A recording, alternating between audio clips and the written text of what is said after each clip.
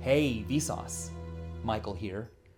Skeletons are scary and spooky. But you know what else is? Teenagers. Their attitude, the way they dress, and the music they listen to. Can you even call it music? Pfft, kids these days. But what are kids these days? What's with all the concern? And what's a generation? Why do we think that coevals, groups of people of roughly the same age, act so much alike? The sheer number of articles and papers and internet posts published daily comparing then and now, both sincerely and ironically, is astonishing. We can't seem to get enough about kids these days and just how different and awesome it was to be a kid back in the good old days. Generational labels make human history look ordered and discreet instead of scary and messy. They also have a delightfully suspicious tendency to flatter those using them. George Orwell put it well, every generation imagines itself to be more intelligent than the one that went before it and wiser than the one that comes after it. There's a name for this sentiment: juvenoia. Sociologist David Finkelhor coined the term. It means an exaggerated fear about the things that influence kids these days. Juvenoia is a concerned disappointment that because of iPhones, or the internet, or TV, or rock music, or those pesky horseless carriages, the world just isn't fit for kids like it used to be. Generational conflict really has been going on for that long. After all, honor thy father and thy mother was an ancient commandment for a reason. In the 4th century BC, Aristotle remarked that youth's mistakes are due to excess and vehemence. They think they know everything. Here's an engraving from 1627 admonishing the now compared to the ways of old. In the early 1900s, Romain Rolland complained that the new generation of young people were, quote, passionately in love with pleasure and violent games, easily duped. New people and the direction society is headed in has always been seen with some disapproval. XKCD famously collected a brief history of juicy examples. In 1871, the Sunday magazine published a line that may as well have been written today about texting. Now, we fire off a multitude of rapid and short notes instead of sitting down to have a good talk over a real sheet of paper. And the Journal of Education in 1907 lamented that at a modern family gathering, silent around the fire, each individual has his head buried in his favorite magazine. Point is, there's nothing new under the sun. Not even the sun, in fact. The sun is believed to be a third-generation star. This constant cycle of generation clashing can sometimes sound like a broken record. Are these commentaries really providing insight into the minds of future leaders? Or prematurely judging a coeval based on how it acts as teens?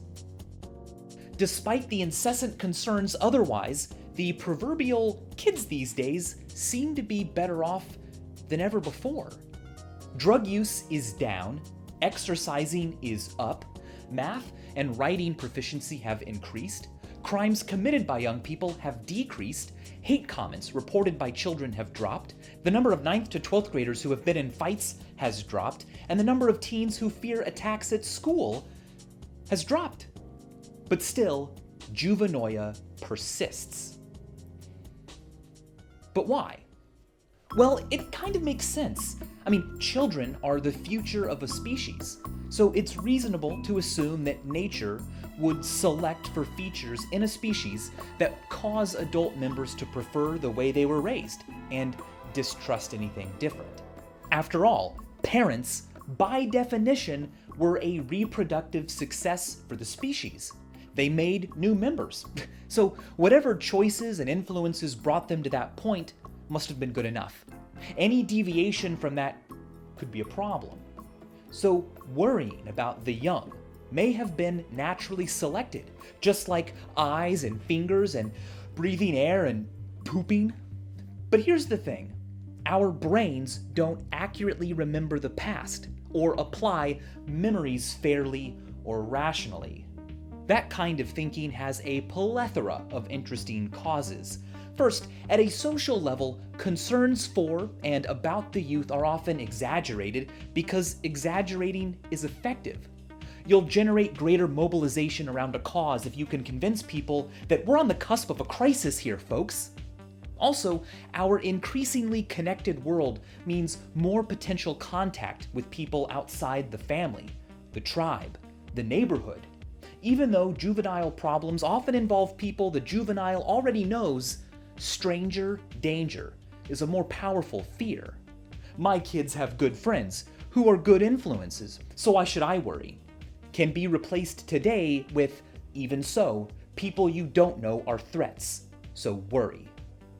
Other reasons for juvenoia are personal. Often, it's not so much the world that's changed, it's you.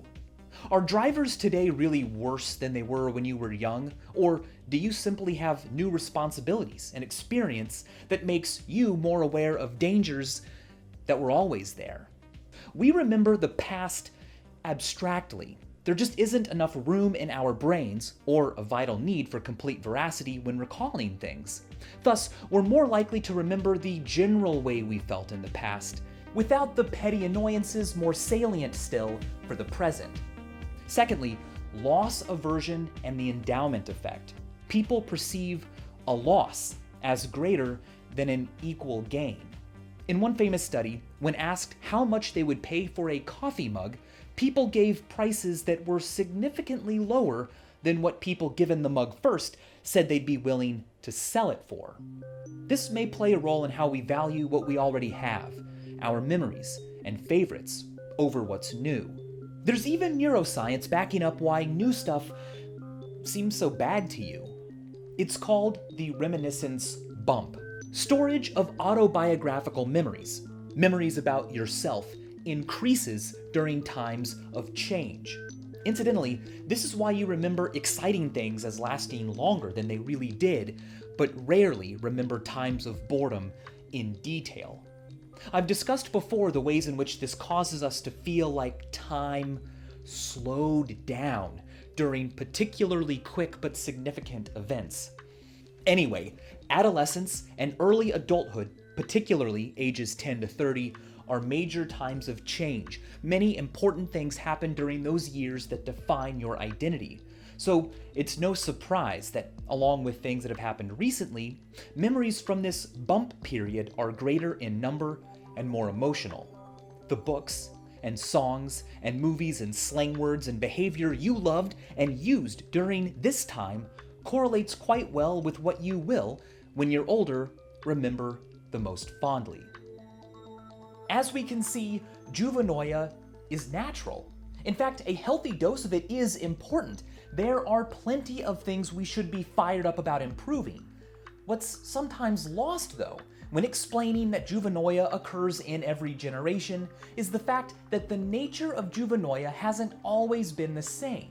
The generation gap of antiquity, or of the 1300s, wasn't the same as it is today. The more rapid speed of change may be one reason, but another is the appearance of a new type of creature around the turn of the last century: the teenager. The word teenager wasn't even used as a stage of life until 1922. John Savage's Teenage is a fantastic read on how human society sort of accidentally invented the teenager. You see, as factories generated new unskilled jobs, young people could acquire something neat: their own money. Suddenly, marketers realized that products could be made for the youth. They were no longer stuck with what their parents decided on.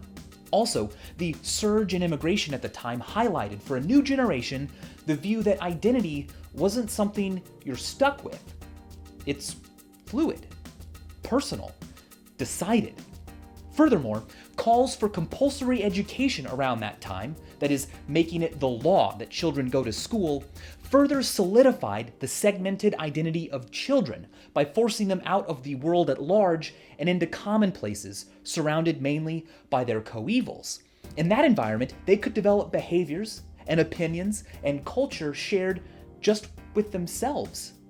Compulsory schooling also increased literacy in adolescence, which gave them all the more power to hear stories written for them and about them in books they could buy with their own money. Kids these days suddenly weren't just young humans waiting for life experience. They were separate beings with their own culture and voice, a fact that caused Juvenoia to change from the Oedipal skirmishes of the past into the full-fledged panics we know and love today. This brings us to a bigger question, though. Sure, you may say, that makes sense, but even someone who didn't grow up in this society could plainly see that in the old days, culture wasn't as dumbed down as it is today. Things used to be made by the elites, for the elites. Now they're made for the masses, who demand sensational, atavistic pablum instead of rational critical thought like scholars, and, well, me. Those examples sure are convincing, but the plural of anecdote isn't data. You can pick different examples and argue the opposite point. Mozart wrote poems about farts. There is amazing work, and there is simple work made at all times in history. In fact, as Steven Johnson points out in Everything Bad is Good for You, if anything, when given the chance to buy or participate as they choose, the tendency we find in humans is a preference for more cognitive demands, for smarter entertainment. What it takes to keep up with the increasing density and intricacies of narratives in media these days is impressive. To be fair, of course, beneath the stimulating organization, there's no substance anymore, right? I mean, here's what one noted critic said of today's easy, brainless mass culture. We do not turn over the pages in search of thought, delicate psychological observation, grace of style, charm of composition, but we enjoy them like children at play, laughing and crying at the images before us. Wait, sorry, that's something literary critic G.H. Lewis wrote about Dickens in 1872. Point is, taste is subjective.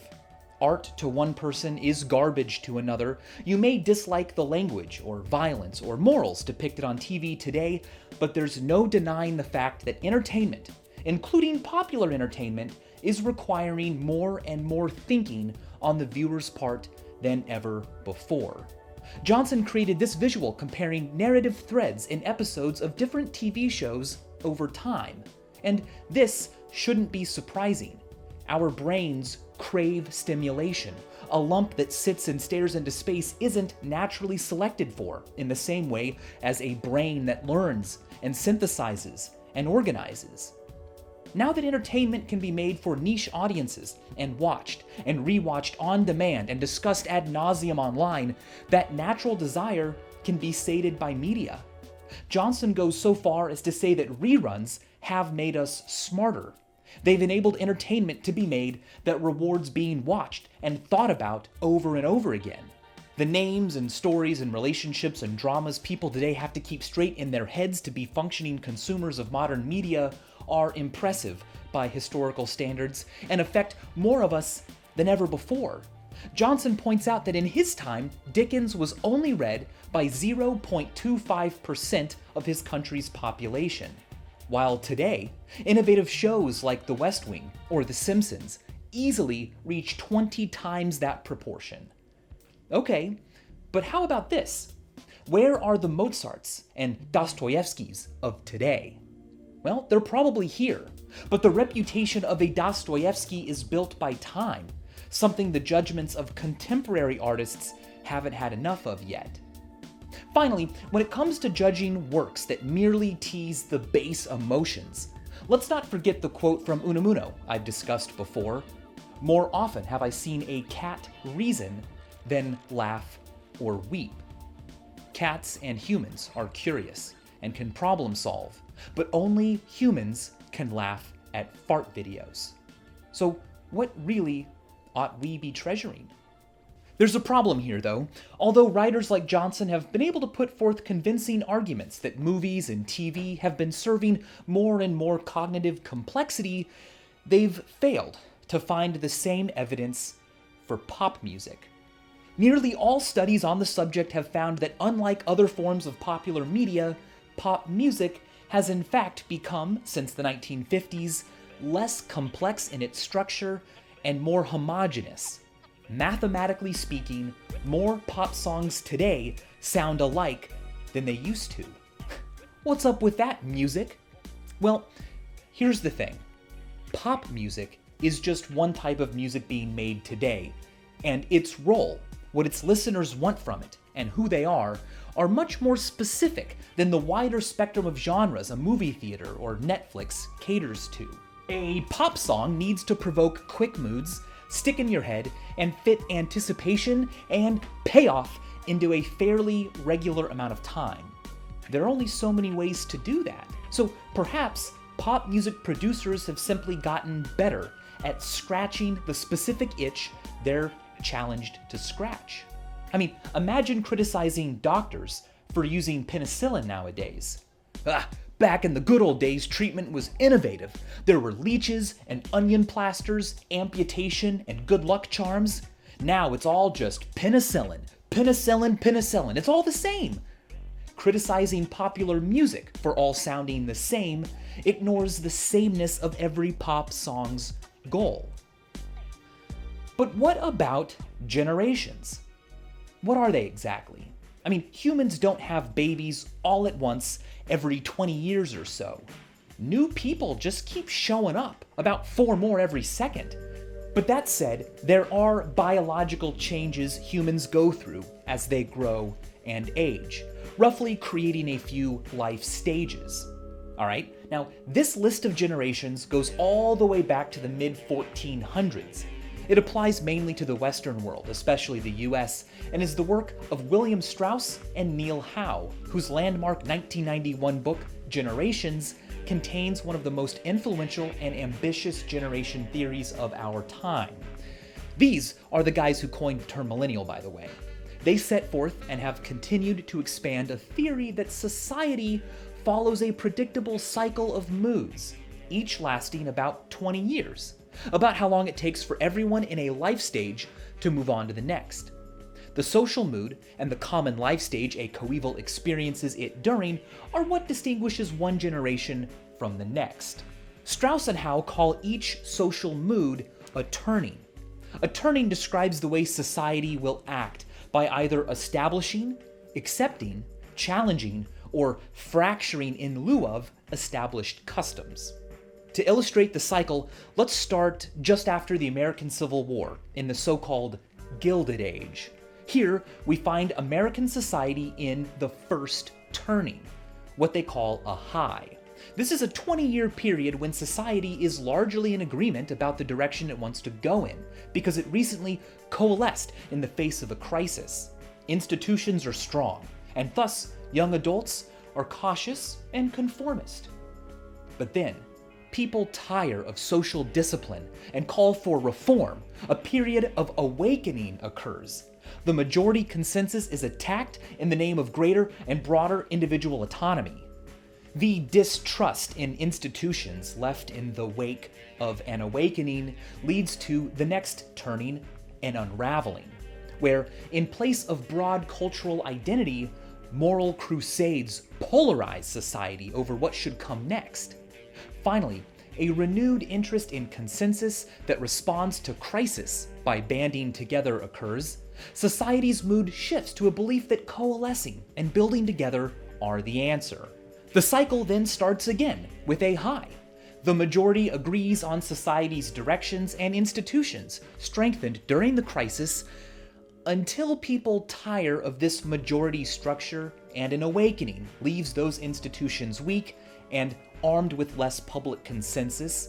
This is followed by an unraveling where individuals polarize over moral issues and the youth, raised in the previous two atomizing moods, feel alienated. Which brings us to, well, today. Strauss-Howe's theory, if true, tells us that this will be an era where society will band together and build institutions from the ground up in the face of crisis. It's not clear what that crisis will be, but if their theory has predictive power, the climax of that crisis will occur in 2025. The whole theory is a great way to learn about US history. Al Gore once even gave a copy of Generations to every member of Congress. But it is unscientific and unfalsifiable. You can find a pattern in anything if you pick and choose the right examples.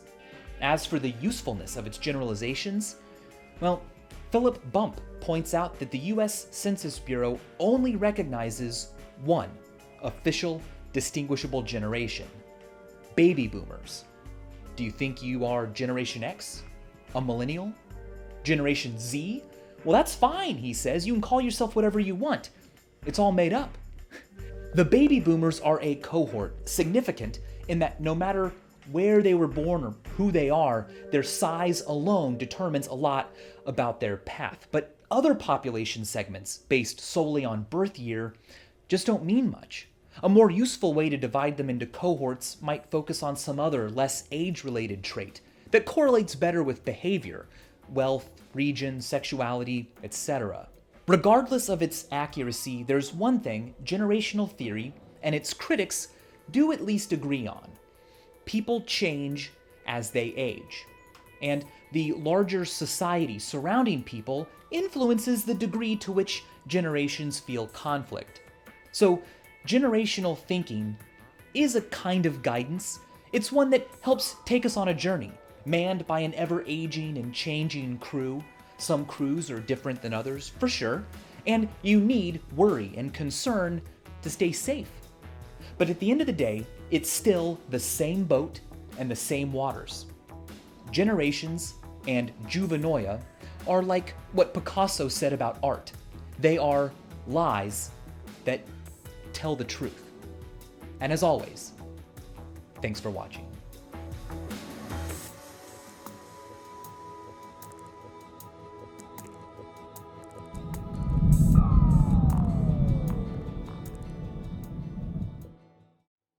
Here's a bonus.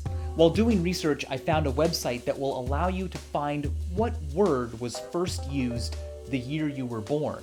It's pretty cool. It's also a dong. That's right, something you can do online now, guys. In fact, here's some dong news for you. The shows that you know and love on the Vsauce network now have their own home, where they can flourish and be who they want to be. The channel's name is Dong.